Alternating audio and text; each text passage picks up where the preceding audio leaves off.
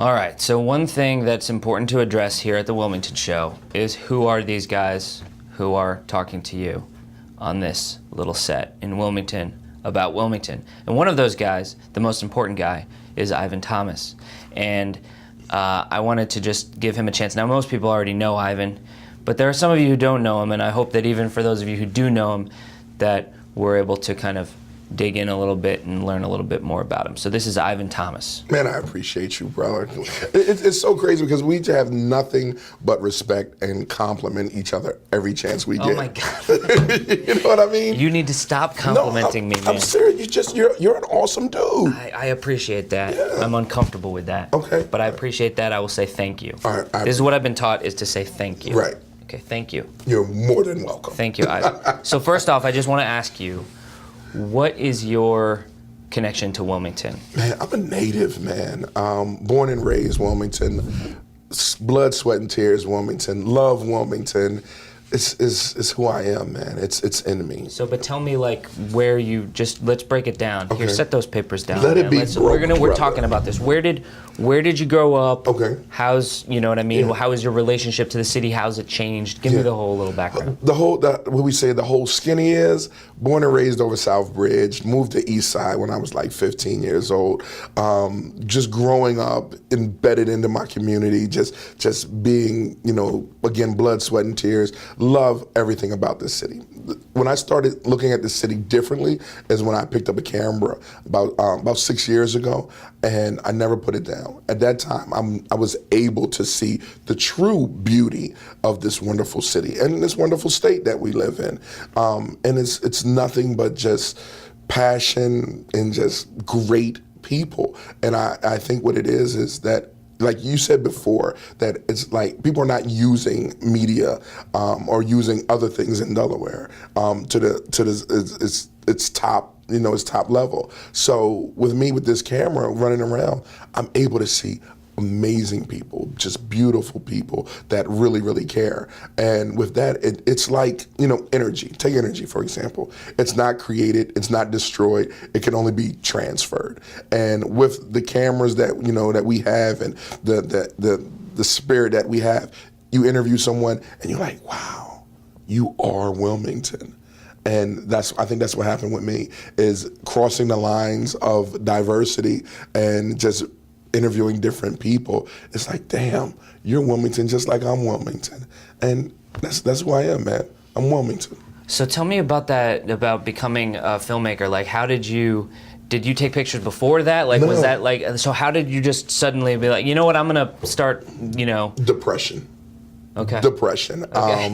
And that's the honest truth. My life was like, my awakening was like Eat, Pray, Love. You know, I was the Black Julia Roberts. I was like, and no, for real. I was like the Black Julia Roberts, man. I was trying to find myself in the middle of a crisis. My daughter being born at 1 pound 3 ounces at 25 and a half weeks. In the same year, closing my business, and then also in the same year, watching my father take his last breath.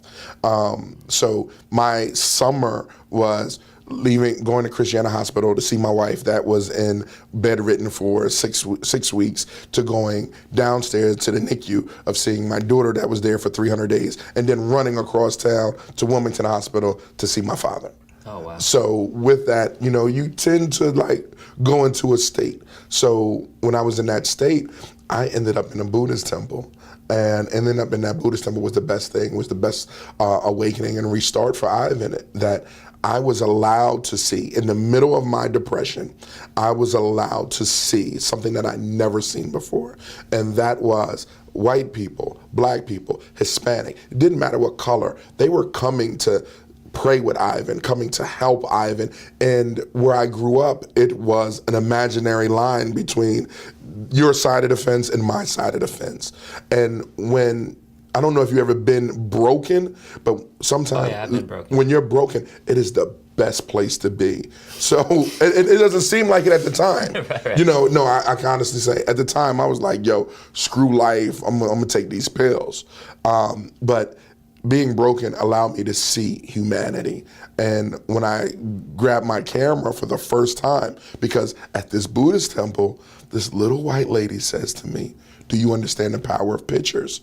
And I was like, no. Not at all. Like, I'm just trying to survive.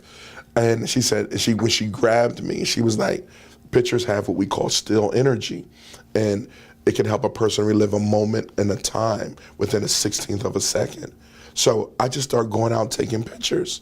And I was so fascinated with how I felt after a picture. You know, like you can see a couple holding hands, and what people do is I was just looking at it, and I was like, damn, I want to be there. I want to feel that. So I started taking more pictures of that. And then I met a filmmaker, Tim Fontaine, who's a mentor, a great friend, a brother. And he was showing me the science behind it. Like, hey, look, this person, this is the rule of thirds, and this is why you use it, you know, and to convey a message between the viewer and the subject. And I'm like, wow. And with that, long story short, I didn't fall in love with photography or videography. What I fell in love with was the science to say, hey, look at this. The science of saying, hey, the science of persuading people to changing people's minds on how they saw black people or white people. So I started just putting that into my film work and running around here guerrilla style, just showing black people, white people, all colors, all colors, having a good time in Wilmington without even mentioning the word race. So that's me. I'm an advocate, an architect of humanity. An architect of humanity. That's it, bro. It's that simple. So that's great. So we're going to learn a lot more about Ivan and about Wilmington and about me over time. But I think this was a really good intro, and I really appreciate you sharing that with us. Thanks, and bro. Maybe at some point I'll talk a little bit about my broken origin story too. Yeah. But yeah. Awesome. So that's Ivan Thomas, my co-host. I'm very lucky to have him as a co-host. Man, the compliments keep on coming, don't they? Oh God. Oh God. Make sure you like, comment, and subscribe. And if you have any positive stories that Zach and myself need to talk about, be sure to submit it at stories.wilmington.love.